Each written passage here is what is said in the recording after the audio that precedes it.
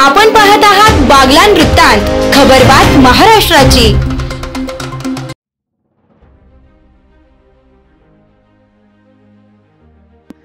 शासकीय परवानाधारक मुद्रांक विक्रेता अर्ज दस्तलेखन संघटनेचे अनेक प्रश्न मार्गी लावले असून प्रलंबित मागण्याही सरकार दरबारी मांडून त्यांचा पाठपुरावा करून त्या सोडवण्यासाठी आपण सदैव प्रयत्नशील राहू, असे आश्वासन विधानसभा उपाध्यक्ष नरहरी झिरवाळ यांनी दिले। महाराष्ट्राचे शासकीय परवानाधारक मुद्रांक विक्रेता व अर्ज दस्तलेखन संघटनेची वार्षिक सर्वसाधारण सभा व राज्यस्तरीय महामेळावा दिंडोरी येथील संस्कृती लॉन्स येथे संपन्न झाला। त्या प्रसंगी झिरवाळ बोलत होते।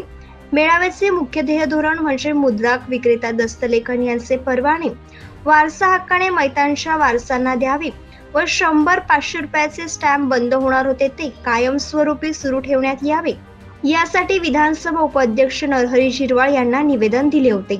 झिरवाळांनी पाठपुरावा करून शासन दरबारी प्रयत्न करू तसा GR मंत्रालयातून मंजूर करून मुद्रांक विक्रेत्यांना मोठा दिलासा देण्याचे काम केले असून मुद्रांक विक्रेत्यांच्या रोजीरोटीचा व्यवसायाचा मार्ग मोकळा करून मुद्रांक विक्रेत्यांना जीवनदान देण्याचे काम केले। त्याबद्दल महाराष्ट्र राज्यातील सर्व मुद्रांक व दस्तलेखन संघटनेच्या वतीने झिरवाळ यांचा सत्कार करण्यात आला।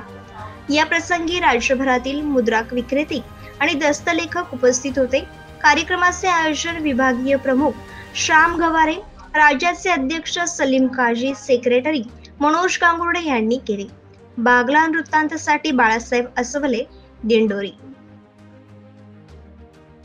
मुद्रांकन विक्रेते जी संघटना आहे ते आज त्यांचं वार्षिक स्नेह संमेलन असल्यावर त्यांनी त्या निमित्तानं आमच्या दिंडोरीत तो कार्यक्रम आयोजित केला आणि त्यांना पाठीमागच्या काळात वारसांना जे काही वारसाला सर्टिफिकेट देण्याच्या संदर्भाचा निर्णय केल्यामुळं त्यांना अगदी भरून असं प्रेम भरलं आणि मग त्यांनी इथं सत्कार ठेवला। मी तो सत्कार स्वीकारला, परंतु त्याबरोबर त्यांना आता 3% कमिशन मिळतं। आज वाढत्या महागाईमुळं त्यांना कमीत कमी 10% मिळावं अशी त्यांची जी काही मागणी आहे तिचा तात्काळ मी त्या ठिकाणी जाऊन पाठपुरावा करेल।